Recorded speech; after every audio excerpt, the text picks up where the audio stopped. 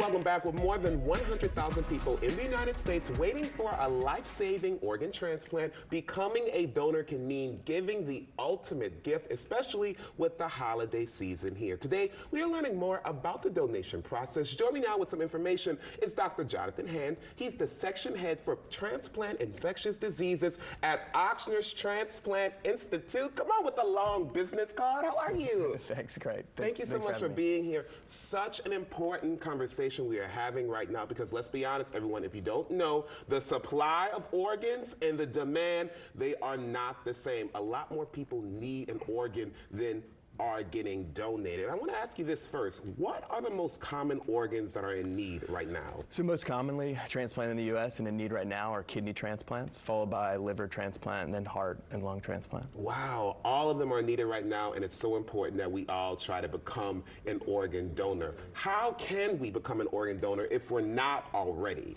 It's pretty simple. Next time you renew your license at the DMV, you can sign up to be an organ donor. You can go to, there are many different websites, but we have Ochsner.org/save9 to sign up to be a donor.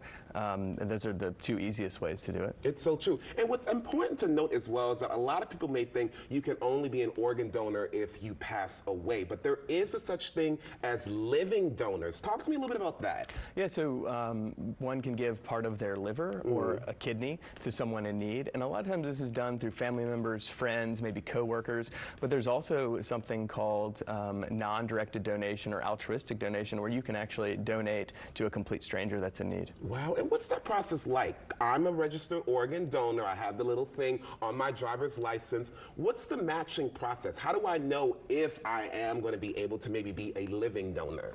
Well, so you'd have to go to a transplant center to be evaluated. There's a bunch of tests that we put the living donors through, because they're giving an ultimate gift of life. So we want to make sure that we're optimizing everything with that donor, but also we have to make sure that everything matches up appropriately with the recipient. So that's a very detailed process, but that's carried out at a transplant center. And it's such an important process as well.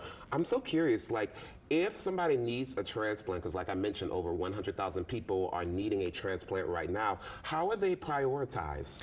Well, so just to start off, if someone does pass away in the hospital and we want to honor your gift of life that you're giving as an organ donor, an organ procurement organization like the Louisiana Organ Procurement Agency, or LOPA, helps coordinate that in the hospital. And then we have in the country, there's a group called UNOS, or the United Network for Organ Sharing, that really oversees this allocation process. And so the goal with allocation in general is that we really want the person who is in need in the country the most for that organ at that time to get that. So what allocation has gone through a lot of different changes recently, but now essentially the sickest person within a 250-mile concentric circle from that donor hospital is prioritized. It's so important that we have this conversation, especially during the holiday season. And I'm so curious, because I was reading about something you all were just involved in. Ochsner, y'all are on the forefront, which I think is so impressive. You all did a collaboration with the New England Journal of Medicine.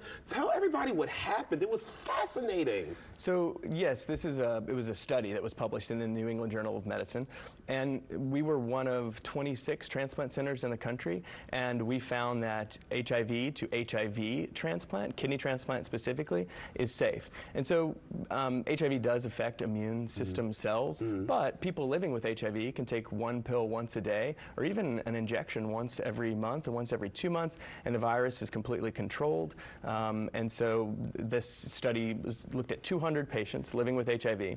We had 100 patients in each arm. One arm got a donor that was HIV negative. The other arm had a donor that was HIV positive. And we looked at outcomes. We looked at mortality or death. We looked at graft function, or how well the kidney functioned. We looked at rejection rates. We compared infection rates. And all of those things, there was no difference in either of the arms, which is really fantastic. Is that inspiring and exciting for the future of transplants? I'm sure it is. Absolutely. So we at Ochsner have been a part of this research protocol since 2019 or so.